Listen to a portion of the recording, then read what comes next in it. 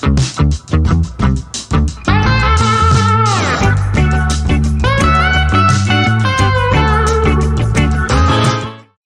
word meditation is a translation of the word bhavana. And bhavana means meditation. It also means mental development. So what you're doing is actually developing your mind.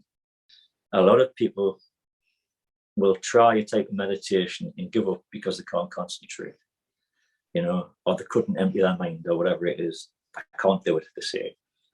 And that's the end of it, which is a real shame, because there are so many different useful techniques that Buddhism has come up with that don't actually involve emptying your mind. They might actually involve thinking, but in a particular way, examining a certain topic or examining a topic from different perspectives.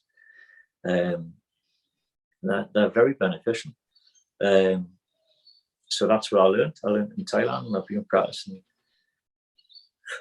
that for about 12 years now. And what it does is change your reactions to things. Whereas in TM, I was very good at letting go after something had gone wrong, or after I'd disgraced myself, or after I'd done something terrible. I could let go. But what I wasn't learning how to do was not create the problems in the first place. And that would be the tie-in with the book as well, where you're trying not to create problems for yourself in the future. So if anyone's interested, I think I'll send you the links to the first 3 days teachings from the meditation retreat that I did. They're up online. It's a progression. You start off by following your breath, in, out. And that can be very pleasant and be very calming. But within a few seconds, you're going to be thinking about something on. You're going to be thinking about food or politics, or I don't know, you're going to be thinking about something. So it's a question of how you react to that. So you start learning these different techniques of how to categorize these thoughts that come in. So a bit like writing, you write a list down of what you want to search for on the web. And at the end of it, you've got a list of where your mind was that day. Likewise with these techniques, you start recognizing your top 5 records that you play all the time, which might be a political theme, or it might be about a desire, or it might be whatever it is. You're going to have them. You start recognizing them, and then you can start working with them instead of just being totally captured by them. And that comes as quite a relief when you realize that you're not your thoughts. So it's helped me a great deal. It really has. I like that. I like the idea of being able to avoid the things that you have to let go of, because I've had to do a lot of letting go of things, and it would have been nicer not to have those issues. And you think, like, it sounds like a lot of those issues come straight from having undeveloped perspective on your motivations, perhaps, or for sure. It's that's a good way of putting it. Once you actually start seeing what's driving you, it's a lot easier to work with it, because what will happen is it'll be after the event. You'll be practicing meditation for a while, and after the event, you think, right, I've done it again. That's the same situation I was in before, and I still reacted like that.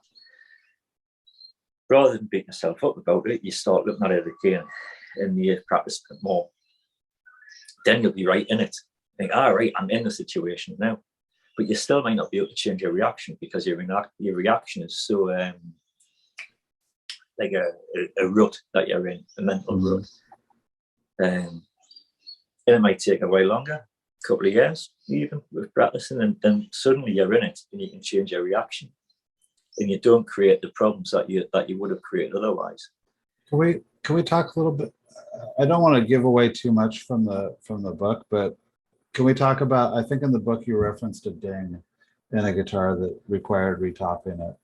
And and so in that you said that you had an opportunity to re-examine, like, kind of how you were getting through that procedure. Was that and you were trying to rush through the procedure because it was a procedure that you weren't particularly fond of. Was this something that meditation helped you discover, or? I don't know. Possibly. Because it sort of does condition, you're reconditioning your own mind, basically. Your mind's conditioned anyway. You know, you are who you are because of your past. So yeah, it does change your reactions for sure. Not always. You're not always going to react wisely. You still might react like an infant sometimes. But what would happen? I think, yeah, it just what it is. Something goes wrong. You can beat yourself up, but then you're just adding a second problem. Or you can start getting angry about something. You've just added a second problem that you've got to deal with. When I've made a mistake like that, guitar's nearly finished. I've just stuck a corner of a scraper right into the soundboard. And I looked at it and I thought, right, I can't repair it. It needs a new top. So that was it. I mean, there was no, why did I do that again? I know I had done it again because I wasn't paying attention. Had I been paying attention, it wouldn't have happened. But accidents do happen. So there's, nobody got hurt. It could have been a lot worse. No one died. It was just inconvenient for me.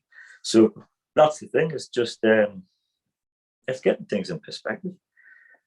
Some people, it's part of their personality where they want to beat themselves up. Yeah. They want to get angry about it. Well, if you want to fill your boots, it's of no benefit, I have anger issues. Mostly I think it stems from just so much of this being kind of ego fueled for me. Like it really, like when accidents happen, it's just like crushing reality coming after my ego, and that's what tends to get me fired up. But yeah, so we're not going to meditate our away from having accidents necessarily, but we might meditate our way away from having creating more problems as a result of the accidents. For sure. Yeah. For sure. There's much more important things than like the guitar making. There's your personal relationships as well, which are how you get on with your partner, how you get on with your family. And there's always tensions there. And it's that type of thing that's the most important one. You're asking yourself, what other views that I hold that create these problems in the first place? It shouldn't be this way, type of thing. So you behave in a more reasonable manner when things aren't in accordance with your preferences. Yeah, it does. The other thing that strikes me about accidents is I don't know why, but especially being very new to self-employment, like going backwards on things feels very fiscally, fraught with peril. It feels like, oh my God, like I've just cost myself, money that I can't cost by going backwards. And that gives me a tremendous amount of anxiety.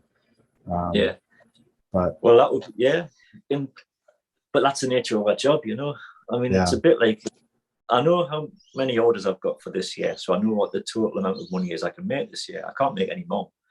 And so pretty much most actions that I do are then detrimental to that amount of money that I can make, so it's how much do I end up with at the end. So that's just the nature of the job. You're not going to stop making mistakes.